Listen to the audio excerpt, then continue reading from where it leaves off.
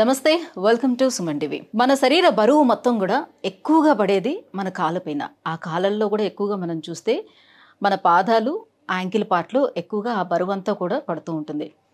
ఒక్కోసారి ప్రమాదవశాత్తు ankle part మనకి ఫ్రాక్చర్ కావచ్చు, లేదనంటే మనం నడుస్తున్నప్పుడు ఆ స్కిడ్ అయ్యి కూడా బెనకచ్చు. ఇలా బెనకడానికి, ఫ్రాక్చర్ అవ్వటానికి ఆ డిఫరెన్స్ ఏ రకంగా మనం తెలుసుకోవాలి? ఒకవేళ బెనికినా, ఫ్రాక్చర్ అయినా ఇమీడియట్గా యాక్షన్ తీసుకోకపోతే అసలు ఏమవుతుంది? సో ఫస్ట్ ఎయిడ్గా మనం అసలు ఏం చేయొచ్చు? ఈ విషయాలన్నిటిపై అవగాహన కల్పించేందుకు మనతో పాటు ఉన్నారు senior orthopedic and joint replacement surgeon doctor KG Reddy గారు from Apollo hospital, Jubilee Hills. Hello sir. Hello sir. So ankle part చాలామంది లేడీస్ అయితే హీల్స్ వేసుకోవడం వల్ల బెనకడం జరుగుతూ ఉంటుంది, లేకపోతే ఒక్కొక్కసారి ఏమైనా యాక్సిడెంట్ జరగచ్చు. ఇలా బెనికేటప్పుడు దాని సిమ్టమ్స్ మనకి ఎలా కనిపిస్తూ ఉంటుంది? ఇది బెనికింది అని తీసుకోవడానికి, లేదంటే ఫ్రాక్చర్ అయితే మనకి ఎలా తెలుస్తుంది?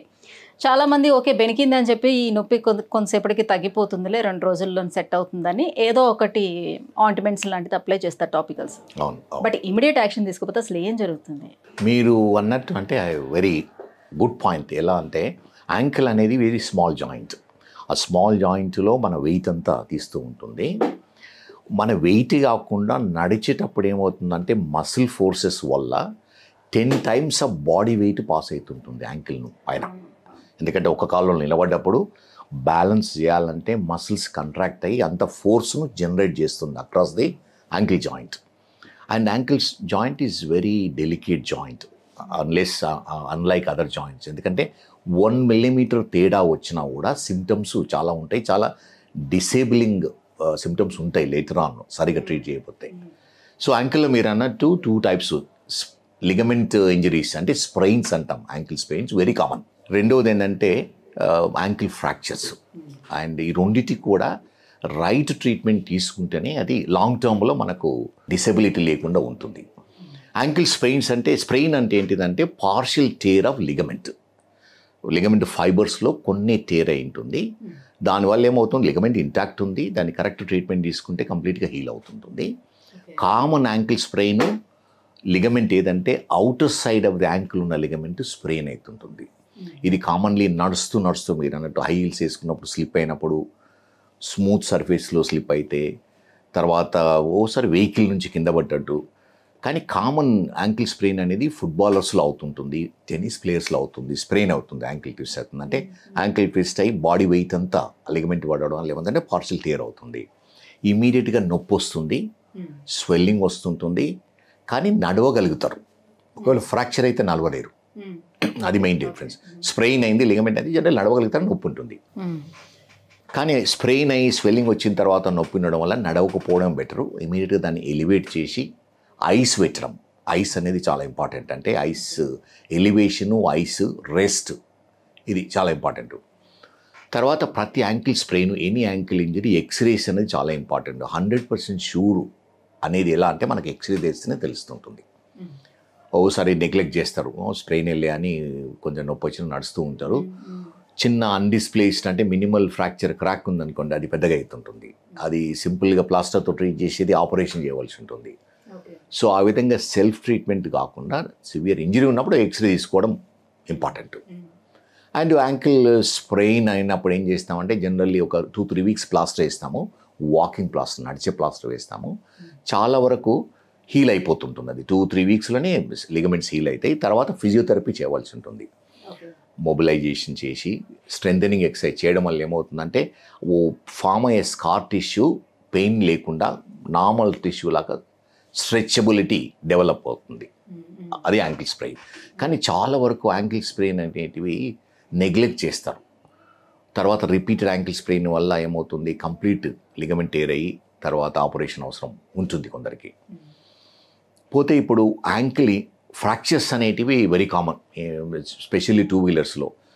బైక్ స్లిప్ అయ్యి యాక్సిడెంట్ అయ్యి యాంకిల్ ఏమవుతుంటే foot will be caught in the vehicle, body మొత్తం ట్విస్ట్ అవుతుంది. తిరగడం వల్ల ఏమవుతుందంటే యాంకిల్ ఫ్రాక్చర్స్ అవుతుంటాయి. తర్వాత కింద పడడం వల్ల, నడుస్తూ స్లిప్ కావడం వల్ల, స్పెషల్లీ వెట్ సర్ఫేస్ పైన మనము ఇంట్లో ఎంటర్ అయినప్పుడు కామన్గా ఎలా ఉంటుందంటే కొంచెం ఎల్డర్లీ వాళ్ళు ఇంట్లో ఎంటర్ అయినప్పుడు లోపల టైల్స్ ఉన్నాయనుకోండి, స్మూత్ టైల్స్ ఉంటాయి, సడన్ స్లిప్ అవుతారు. తర్వాత ఒకసారి డోర్ మ్యాట్ ఉంటుంది. డోర్ మ్యాట్ స్లిప్పరీ అనుకోండి, డోర్ మ్యాట్ మీద సడన్ స్లిప్ అయిపోతుంది. ఇది కామన్ థింగ్స్. సో ఎంట్రీలో ఎలా అంటే జనరల్ రఫ్ ఉండడం మంచిది. డోర్ మ్యాట్ ఉన్న నాన్ స్లిప్పరీ డోర్ మ్యాట్స్ ఉన్నాయి ఈ రోజు రేపట్లో, అది వేయడం చాలా ఇంపార్టెంట్. ఎందుకంటే బయట నుంచి ఇంటికి వచ్చిన బయట హార్డ్ సర్ఫేస్ రఫ్గా ఉంటుంది, లోపలికి వచ్చే వరకు ఏమవుతుందంటే అది స్మూత్నెస్ ఉంటుంది. డోర్ మ్యాట్ ఉందనుకోండి దాంతో స్లిప్ అవుతాం. అదేవిధంగా బాత్రూమ్ నుంచి బయటకు వచ్చినప్పుడు డోర్ మ్యాట్ వేస్తారు, అక్కడ కూడా వెట్ ఫీట్తో వచ్చి స్మూత్ ఉందనుకోండి అది స్కెడ్ అయిపోతుంది. డోర్ మ్యాట్ ఉన్న అది కూడా స్లిప్ అవుతుంది. అందుకని కామన్ ఇంజరీస్ ఇవి. అండ్ మేజర్ ఫాల్స్ పైనుంచి యాంకిల్ మీద అంటే ఫుట్ మీద పడ్డప్పుడు కూడా యాంకిల్ ఫ్రాక్చర్స్ అవుతుంటాయి, మేజర్ యాక్సిడెంట్స్లో కూడా అవుతుంటాయి. సో వీటికి like any other fracture, ankle fracture అని సస్పెక్ట్ చేసిన వెంబడే దానిపైన వెయిట్ వేయకూడదు, నడవకూడదు, ఎలివేట్ చేసి పెట్టాలి. ఫుట్ని ఎలివేట్ చేసి పెట్టి స్ప్లింటింగ్ అంటాము, సింపుల్ స్ప్లింటింగ్, చిన్న సపోర్ట్ బ్యాండేజ్ పెట్టడము, యాంకిల్ చుట్టూ పెద్ద అంటే చున్ని ఉంటే చున్ని తీసి లైట్గా టైట్ చేయడము, చిన్న వుడెన్ పీస్ ఫుట్ కింద వుడెన్ పీస్ పెట్టి క్లాత్తో బ్యాండేజ్తో టై చేయడం వల్ల అవుతుందంటే ఫ్రాక్చర్స్ అయినా కూడా అవి బ్లీడింగ్ తక్కువ అవుతుంది. తర్వాత మూమెంట్స్ ఫ్రాక్చర్ మూమెంట్ లేకపోవడం వల్ల డ్యామేజ్ రెడ్యూస్ చేస్తూ ఉంటుంది, నొప్పి కూడా తక్కువ అవుతుంటుంది.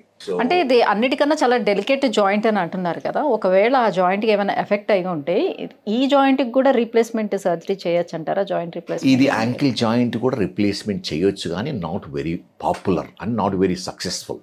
ఓకే, అందుకని if you take percentage wise maybe 2-3% of the total joint రిప్లేస్మెంట్స్లో యాంకిల్ జాయింట్స్ రిప్లేస్మెంట్స్ అవుతుంది, around maybe 2-3% across the world.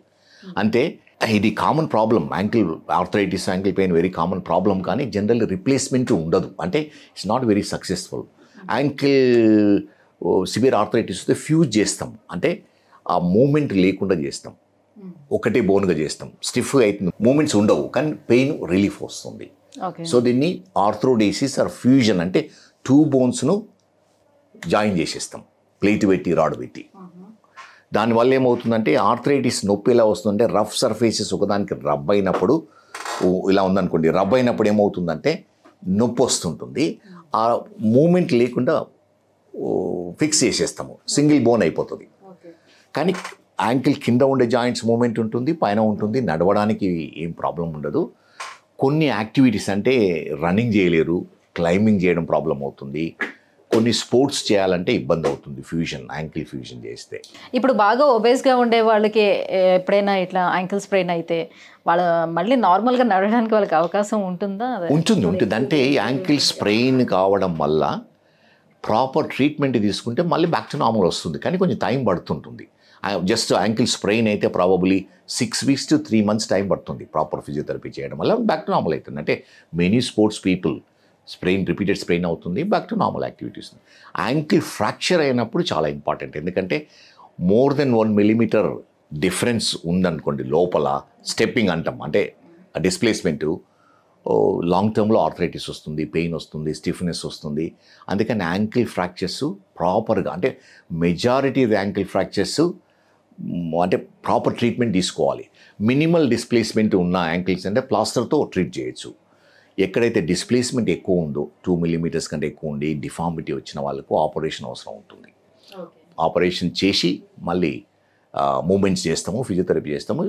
Majority 90-95% of the function మళ్ళీ బ్యాక్ తీసుకురావచ్చు, ప్రొవైడెడ్ ప్రాపర్ ట్రీట్మెంట్ తీసుకోవాలి. ఓకే, లైక్ రుమటైడ్ ఆర్థరైటిస్ లాంటి కండిషన్లో కూడా ఈ యాంకిల్లో జాయింట్ దగ్గర ఫుల్గా వాపు రావటం అదంతా జరుగుతూ ఉంటుంది కదా, ఐ మీన్ మూమెంట్స్ కూడా దానికి ఇదైపోతాయి, ఆ టైంలో ఏం చేస్తారు దాన్ని? అవును, రుమటైడ్ ఆర్థరైటిస్ అనేది వెరీ కామన్ ప్రాబ్లమ్స్, స్పెషలీ అంటే ఒక ఏరియాస్లో అండ్ కామన్ ఇన్ లేడీస్లో.